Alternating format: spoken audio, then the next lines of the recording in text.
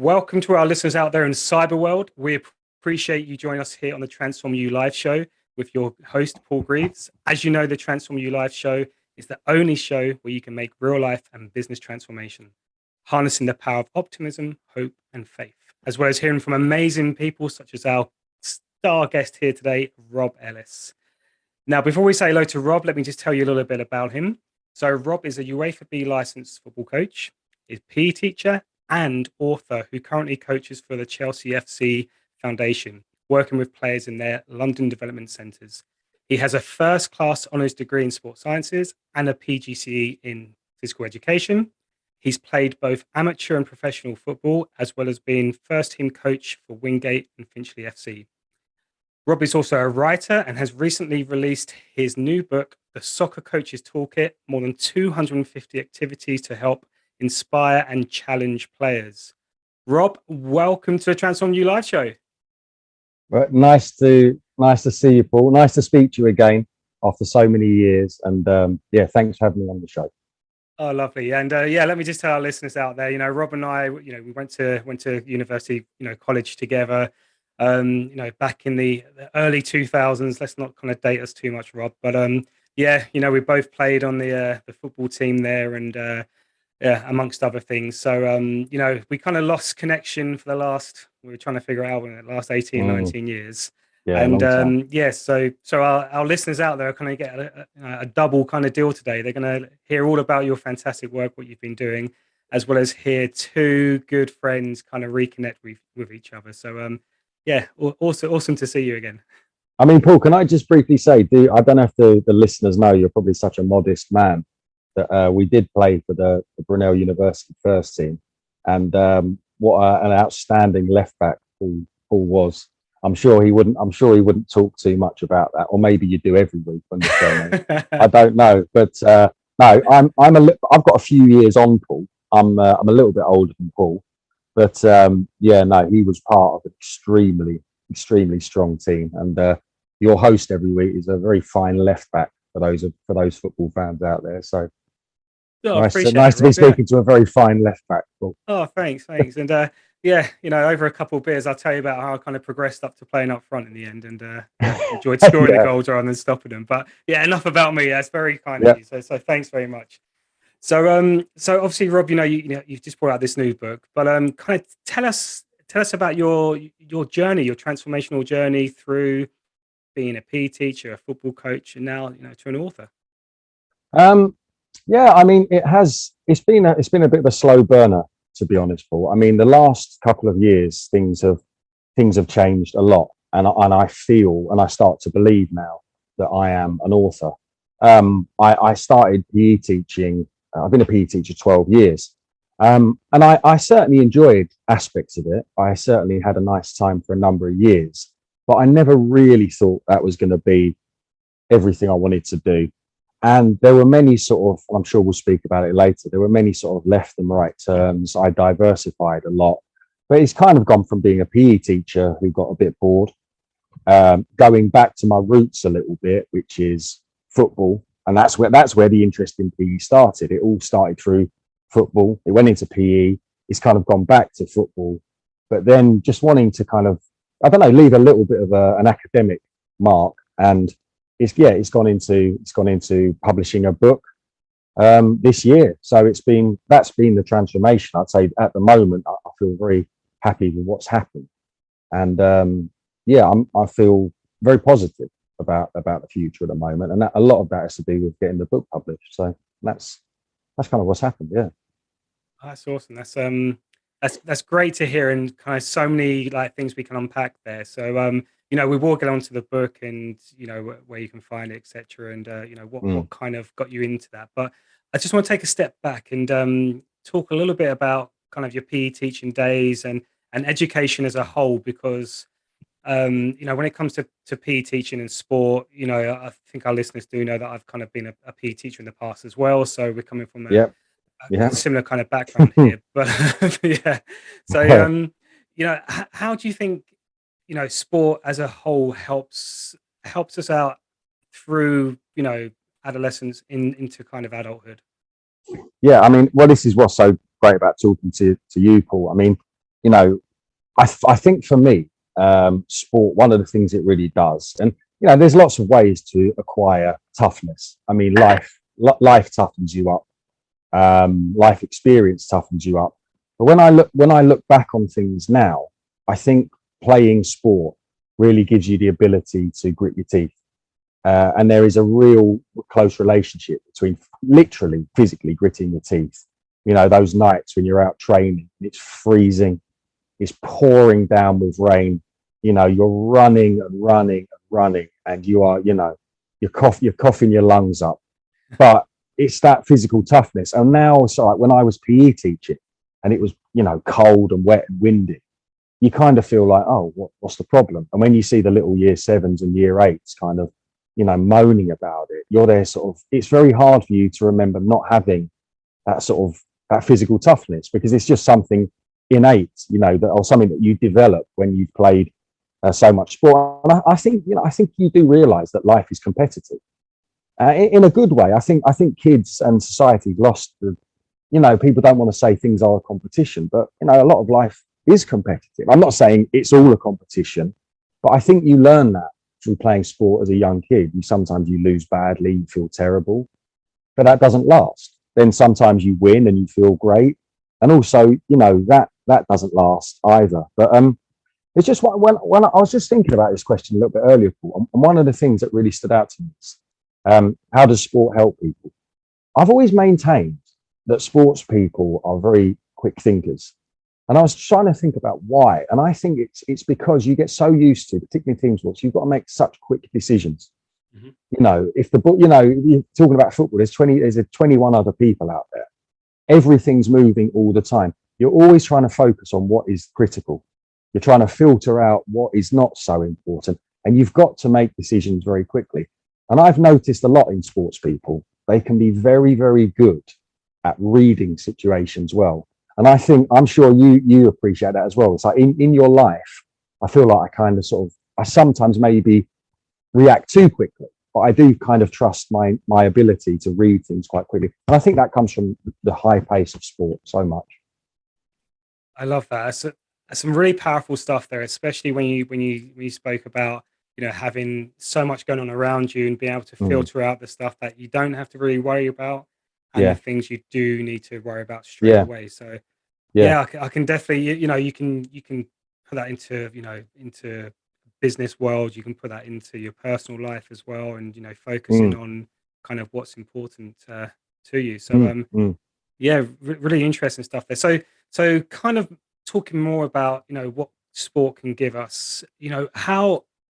What do you think are the most important traits a young person can take out from playing sports, be it either an individual sport, team sport?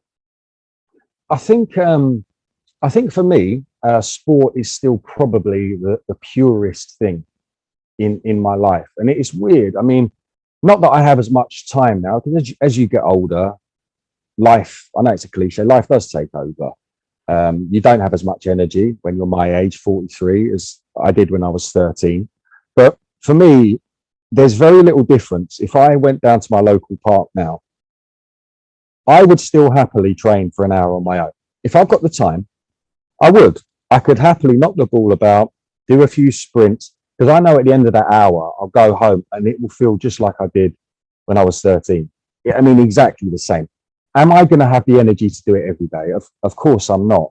But I think for young people, you've got to try and find something that feels pure and almost timeless. Because, when you think 20 years ago, we were at university, I don't know, but I think the internet was probably around. I think just about. We had mobile phones. So it's not like we're talking about the dark ages here. True. But I think it's like, the one thing that reminds me, there's been a constant stream or constant thread through my life, is I found something that is timeless. And I think if I can still play football in 25 years' time, it will feel just as good. So I think for young people, it's so hard to avoid distractions because the world is so fast paced. There's so much social media stuff. There's so many opportunities people are bombarded with. But I think sport doesn't change. I think kids in 30 years' time are going to have the same sensations people did hundreds of years ago. And I think for young people, you've got to find something that you genuinely love, because so many things will come and go. And, and I think that's, that is really the thing for me that I think, young people can get from sport. And it's, even if they're not sports people, it's got to be something that you think, could I do this in 20 years time? Will I want to do this?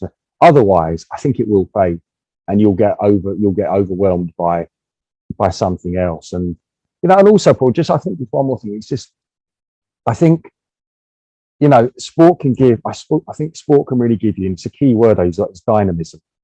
I think in any industry, in any line of work, people remember enthusiasts. People remember dynamic people. Yep. And I think particularly with sport, because it's dynamic, it is physical. I think that is something that playing sport really, really gives young people. It's like, it's energy. You have to be energetic to play sport. So yeah, I think those are the, kind of the main things for that.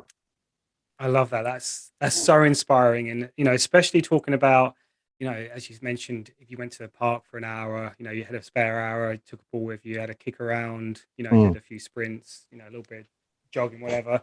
Yeah, it is so pure. And just listening to you then, it's just, that was so inspirational. It makes me want to go and, go for a run now. Yeah.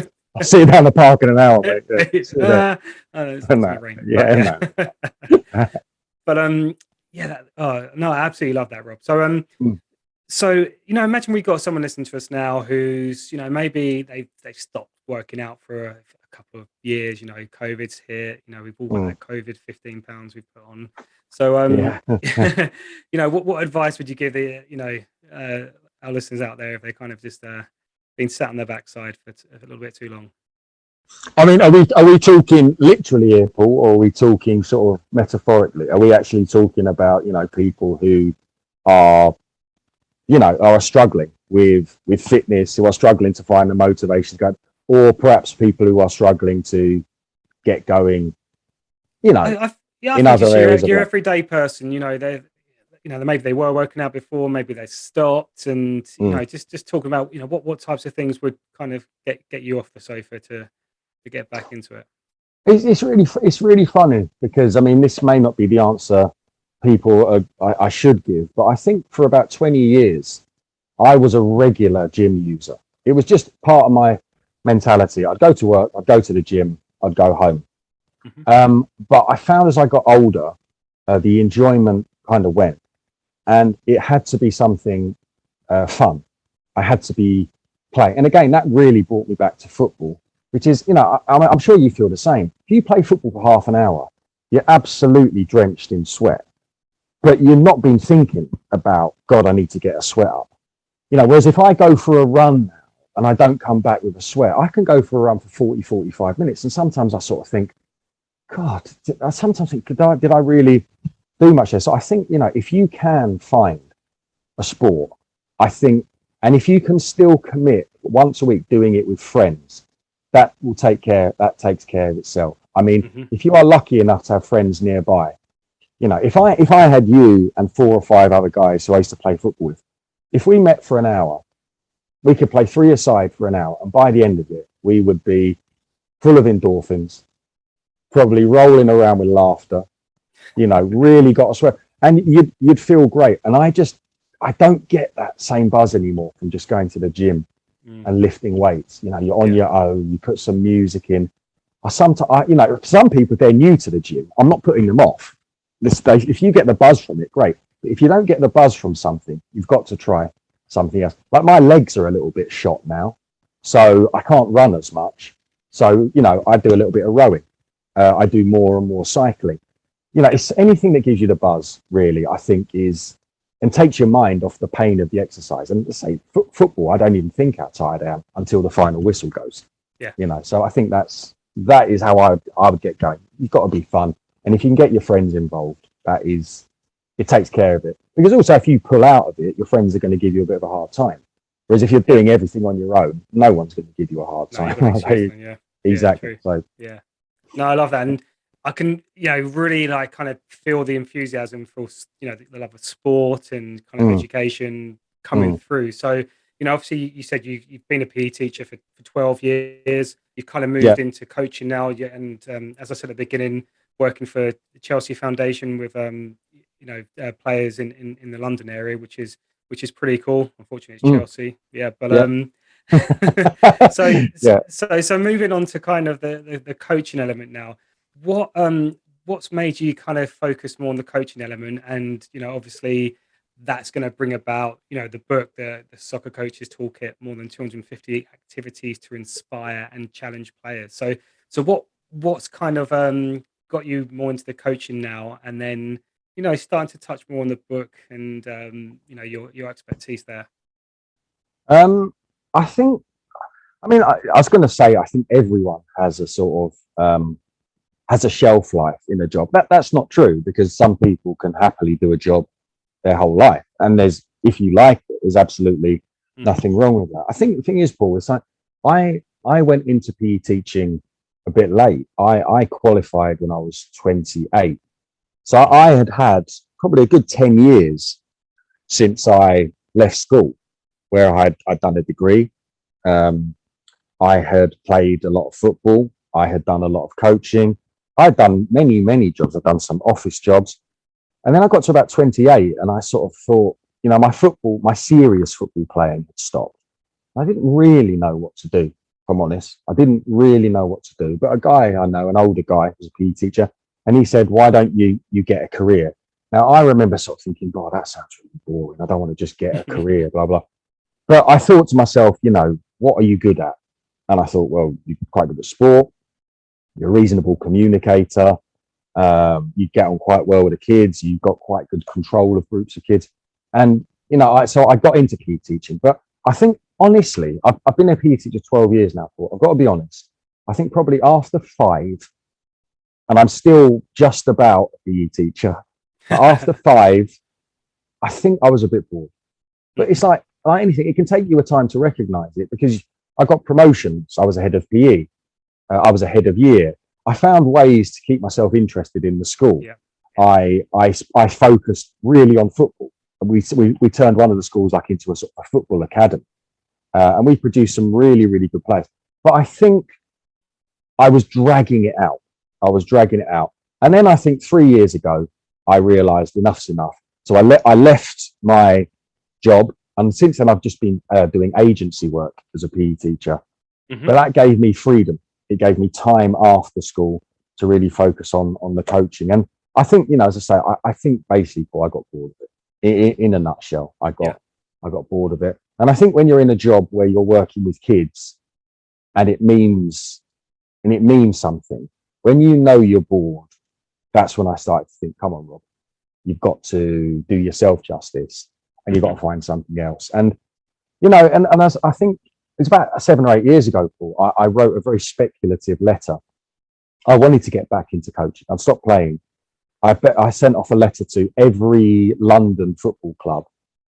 There's one club I didn't send it to, and I won't tell you who that is. But if I tell you I'm an Arsenal fan, you probably might guess who I didn't send the letter to, because the thought of me in that team's tracksuit wouldn't have gone down too well with my friends. But as it happened, Chelsea's foundation got back to me almost a day later and said, will you come and do a session? I did a session, and it started a relationship that's continued to this day. I've been at Chelsea 7 years part-time and done many things there. Currently working at their football development centres. Hmm. But I've retained a strong interest in the club and the players there, and just gradually realizing how much I love it again. Yeah. It's like I always did, but I think when you go through a certain stage in your life, I'm through that stage, and I realize how much I love it, and that really gave me the fuel to do the book. That really was like, well, what do you know about Rob? You think, well, you know about football, so that's really where the book came from boredom, Paul. From boredom. And there's so much. I'm trying to think which way to take this now, because there are some amazing kind of ideas and advice for our listeners out there. So you know, let's talk about, you know, just having the balls to send out these letters to say, hey, you know, take a chance on Mm, me. You mm, know, what can you expect? So what, you know, what did you do? How did you just think to yourself, right? I'm going to stop being a full-time PE teacher. I'm going to get back into coaching. mm. You know, how can how can you tell our listeners out there what kind of step or what made you think, bang, I'm just going to stop having a full-time paycheck coming in each month and just go for it? What kind of what made Yeah, you do it? I mean, I think it's boys. I know a lot of your listeners are, um, some of them might be related to sport, but I guess there'll be listeners involved in all kinds of different work sectors and Yeah. entrepreneurs and business stuff. But I've always had one thing in my mind, Paul, and it's I think you've got to speculate. If you really want something to happen, yeah, you can get there step by step by step, promotion, promotion, promotion. But I had a very early experience of the power of writing letters. And that was when I left university. So this would have been about a year after I last saw you. You kind of go into a phase where you're not totally sure what you're going to do. Mhm. And like you, I went off to America for a summer and coached, but I didn't stay out there. And I came back. I didn't have a job. I was still playing sort of non-league football, but I wrote a letter then to all London football clubs. This was as a 22-year-old, and I just said I'm a sports science graduate. Um, I'd be interested in working at a professional club. I sent them a couple of essays that I'd written about sports coaching, Mhm. and 2 days later, Queens Park Rangers phoned me, and it was from a guy called Gary Waddock. Now, Gary Waddock played many times for the Republic of Ireland. He's been the QPR manager. He was played against Diego Maradona. He's a fantastic footballer. And he phoned me. I thought it was a joke. He said, "Hello, Rob. This is Gary Waddock. Can you come into our training ground and do a little demo session?" And that demo session for the next year, I ended up as their academy's fitness coach. He said, "Oh, we don't really have a vacancy as a coach, but can you use some of your sports science stuff to do some fitness sessions?" So I was training all their academy boys, and I was getting paid to do it. And that was simply by a letter. And it always stayed with me. And I think one of the most important things now is to remember that if you write these letters, it doesn't matter if you get 1,000 rejections, someone will come back with something that you can't believe has fallen into your lap. And the same with Chelsea. And it's like you can get the most random offers, and you suddenly think, "Oh my goodness, I'm away." It's like, I can't believe how many steps forward Mhm. this person has given me. I mean, a couple of months ago, boy, I got another strange one. I couldn't expect. I got a phone call from a guy I know. I'm not a snooker coach, but there's a snooker player. He's world number 82.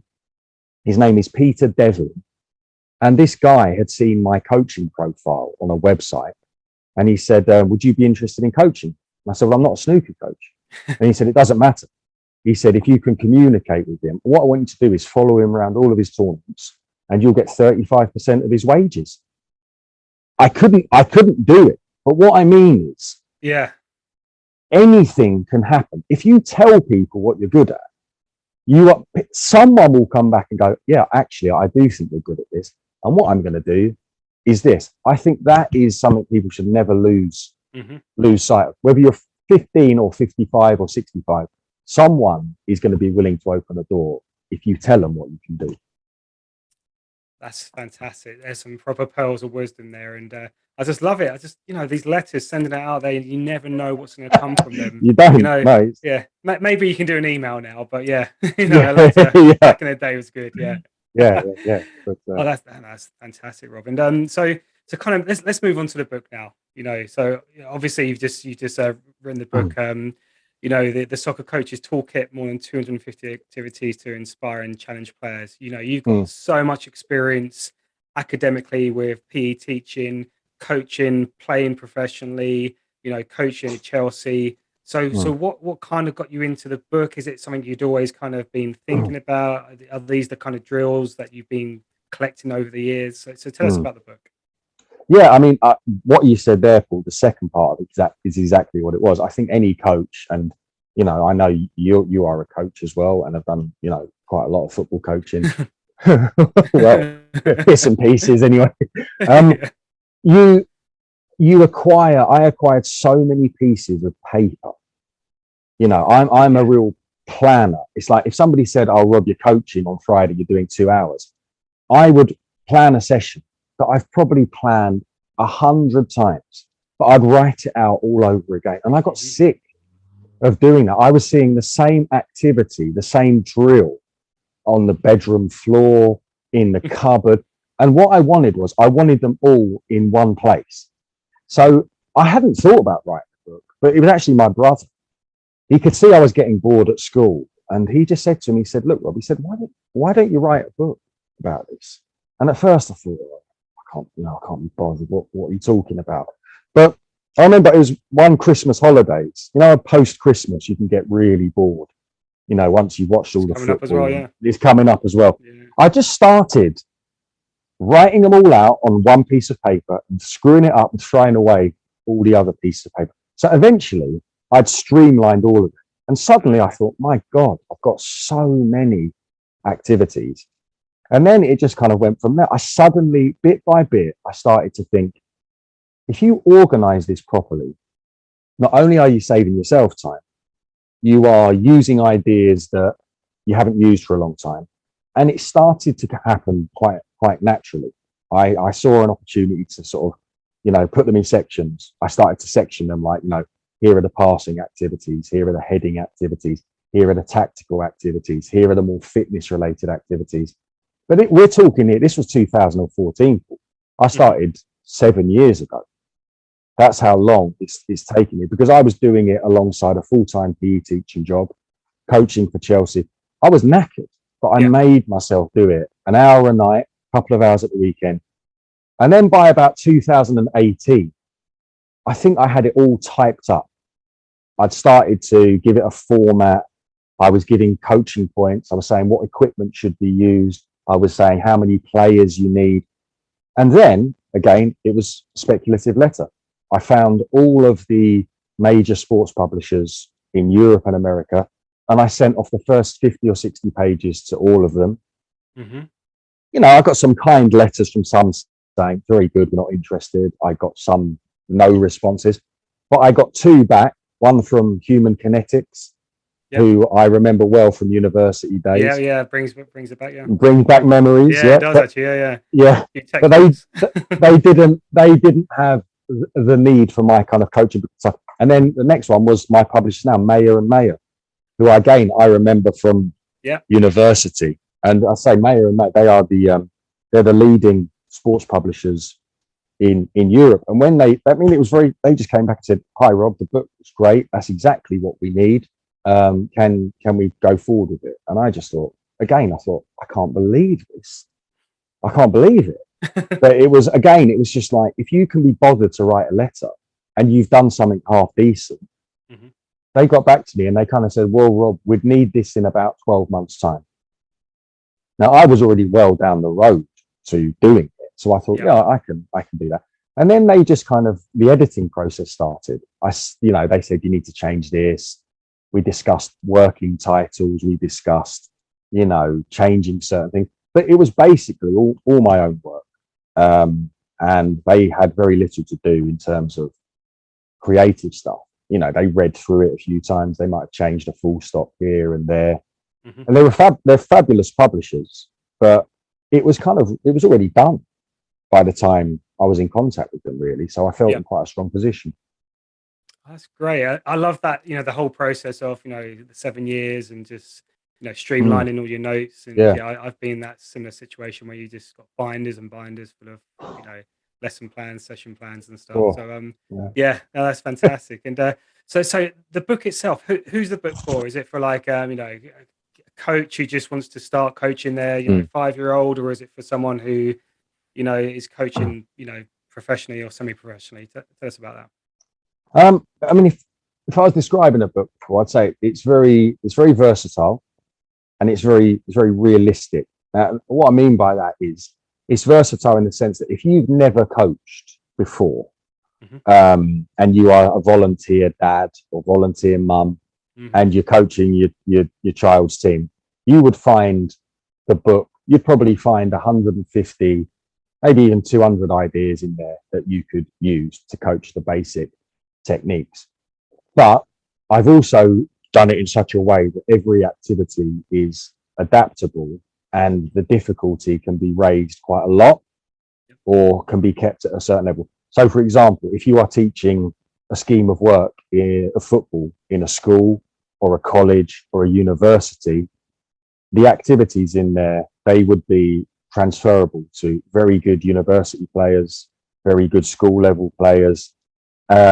They can also, there are also sessions in there for academy players and even professionals. There's, you know, each category is either titled as beginner, intermediate, or advanced. And Okay. in each section, say for example, I've done 20 crossing activities. 7 or 8 will be basic, 6 or 7 will be intermediate, 6 or 7 will be advanced. So in every section, there is something for each coach and each group of players. But I also wanted to push myself a bit. And the final section is for advanced players. There's about 25 activities that are really tactical.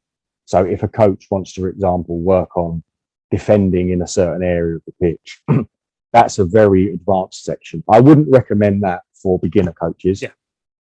But as I say, it's and the thing about it, Paul, is I'd say it's road tested. I guarantee you, I have used every idea in it.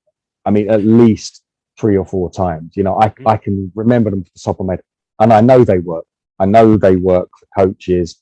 I know they're easy to understand, and I know the players enjoy them. So I do. You know, I'm bound to say this, aren't I? You know, bound to say, but I do think coaches would find it very easy to understand and very usable.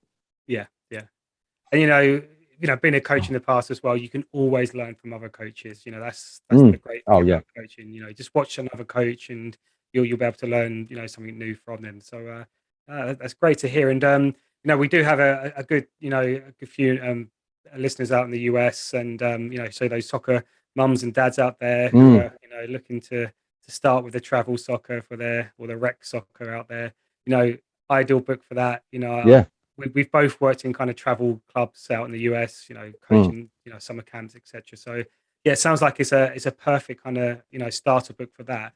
But as mm. you said, it kind of progresses you through to the older kind of kids playing football, and then you can really take it to the next levels. Yeah. I mean, as a sample, I mean, it's I do want to also highlight the sort of the upper end. I mean, the book it's been reviewed by some very senior sort of sports academics Hmm. in universities. It's been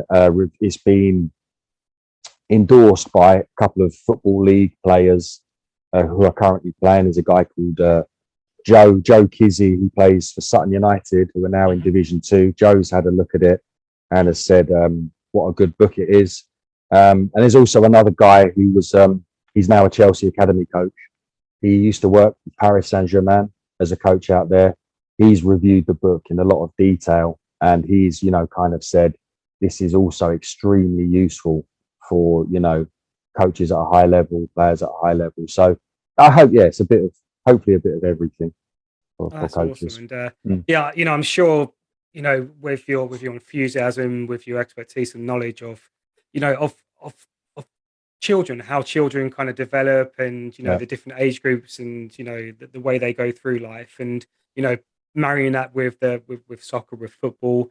I think it sounds like it's a fantastic kind of idea to put together, and something which coaches can use for their whole career. definitely. Yeah, that's definitely the idea. And as I say, it's been 7 years writing, but when I reflect on it now, it's like I'm sure it's the same with you. You could say it's 7 years in the writing, but it's probably been, well, I'm now 43. I'd probably say it's been 38 years coming, if you know what I mean, because Yeah, yeah. I haven't, I don't remember not loving football. Hmm. I don't remember not making up activities on my own in the back garden. Yeah. I don't ever remember not playing junior football. I don't remember. Do you know what I mean? You think about it now, and it's like the stuff we would have been as university players. Mhm. we had a pretty strong coach, if we're honest, for Oh, definitely. university Yeah. university football. Chris Cushion was a very strong coach, Yeah. and every coach you work for, you may not remember exactly which coach you got the idea from, but as a player, you do absorb them. And so Mhm. it's been such a long. I mean, I've got 252 ideas in this book. I could probably think of another two if I had to. Yeah. I'm sure you could Oh, as well. It's like definitely. it all comes back to you, doesn't it? So Yeah. it's been a long time coming. That's awesome. It's So I'm sure our listeners out there, they want to know where can they find the book. So tell us, where can we find it online? If I want to go into a store, where can I buy it? Yeah. Well, I mean, first things first. There's obviously, as we all know, the horrible COVID situation has, I think, for everyone and everything, has slowed life down. My book was meant to be in bookshops in October. Then it was meant to be November. And then a couple of weeks ago, it was, Rob, it's going to be January to next year, which is in a few weeks' time. But it's been online and available to pre-order, and many people are buying copies of it already. It's already available to buy online. So, I mean, obviously, as an English person, what I've been told is the best way for people to buy the book. It's available through all good bookstores and online retailers across the world. So it's been Mayer and Mayer are a German company. It's in Germany, it's in America, it's in England, it's in Australia, it's in India. You can get a copy of it online. In England, the main bookshops are Waterstones, W.H. Smith's. I think in America, Barnes and Noble are a very big bookstore. And also there is a website called Book Depository. They do free delivery of the book worldwide. But I would also say, if you don't remember all of those links, if you Google search the Soccer Coaches Toolkit, it will send you to numerous 50, 60 online bookshops, and you can take your pick where you buy it from, basically. Not you, Paul, obviously. I'm sending you a copy for Christmas. Signed copy, I hope. Of course. Perfect. I'll hold you to that. Yeah. Please do. That's fantastic. And Rob, I'm sure people want to, follow you more online, see what you're doing. I know on your Twitter feed you're always posting things about, coaching, about different drills, and obviously helping other people out who are coaches. So where can we find you online? Well, as I say, I mean, like yourself, Paul, I'm not. We're getting a bit longer in the tooth, and I wasn't really a social media user, so I have to say the only social media platform I want is Twitter. And anyone that is following me or interested in what I do on Twitter, I promise it is just about football. So you're not going to find me tweeting about politics. You're not going to find me tweeting, distasteful jokes. It is purely about football. It's about football coaching. Mm-hmm. It's about, and also promoting. I've met so many people involved in football, and they're doing so many amazing things. People writing blogs, people traveling the world, writing about football, not for money, not for profit. And so all the stuff on there is, obviously promoting some of the stuff I do, but it's also, I think I've made some good friends there promoting what they do as well. So, so I mean, Twitter is the main one, for me. And it's at Rob_coach82, right? That's correct. I actually wrote that one down because I know I'm the same. Bit forgetful these days. Yeah, but that is the address. And as I say, I mean, even if people are listening, I mean, this is not all just about it's Twitter is for the book, is for the book, is for the book. It is also, I'm happy to talk to anyone. I've been talking to coaches who are just looking for bits of advice. Do you have any ideas, any coaching ideas for how to, improve volleying or heading? I could talk about that all day. I don't mind anyone asking me any questions about football because, I really love football, so it's fine. Well, Robert, I've seen you head a ball, so I'd stay away from that. Not heading. Trying to think what I was good at, turning round and round in circles. I was quite good at that. It's quite good at that. Yeah, still That's am. true. Bit slower, but That's awesome. Okay, so as we're getting towards the end of the show now, Rob, our listeners out there, they want to take something else away from here. So, what kind of advice would you give? Someone out there who's thinking of doing something similar to what you've decided to do with your life, really. Going from teacher to coach to author now. And so, what kind of advice would you give them? well, I know this is going to sound very, very corny, Paul. Very, very corny. I'm not really a film watcher. I don't watch many films, but I do. I did. I'm sure many people watched the Shawshank Redemption.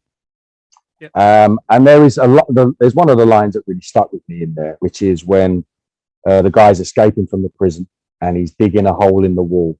And I think the phrase he used about trying to get to where you want to be or dig out of the prison you're in was it's time and pressure. Time and pressure. And so he's digging through this wall with this tiny little piece of stone. But if you're doing it every day, you are going to get there, but you just have to keep putting pressure on day after day after day. You're not going to do it overnight, but I think that it is that. And also, this is not digging at anyone working in an institution, because I work in an institution. Yeah. School's an institution. The police are an institution. London Underground's an institution. I've always tried to avoid institutionalized thinking, though, which is you behave in a way that you're supposed to, even if you don't necessarily go along with it. Yeah. To some degree, we all have to toe the line, but don't ever become institutionalized in the sense that this is what I have to do. This is all I'm going to do. Keep the fire burning outside of that. If you're bored of the institution, you may have to work in it for a while longer, but you've got to keep the fire burning. And remember, the spark inside is the thing ultimately that is going to get you where you want to be. If the job is what you want forever, that's great. Yeah. But if it's not, your spark is what's going to get you out. The institution is not going to do it for you. It's as simple as that. I love that. That's excellent way to finish the show, Robert. Some really good advice there, and kind of, as you said, that time and pressure, and just keep working at it. Yeah. Perfect. Great. Well, Rob, if you just hold the line whilst I just close the show now. Yeah, absolutely. So to all our listeners out there, we thank you for tuning in. Please share this podcast with your friends, with your family, co-workers, fellow coaches, anyone you feel would benefit from our transformational wisdom. It doesn't have to be to do with football, with soccer. It could do with anything to do with your business life as well. This has been the Transform You Live show, the only show where you can make real life business transformation. My name is Paul Greaves, your host here on the Transform You Live show. Thank you again, Rob. We are done. Cheers, Paul. And we are dusted.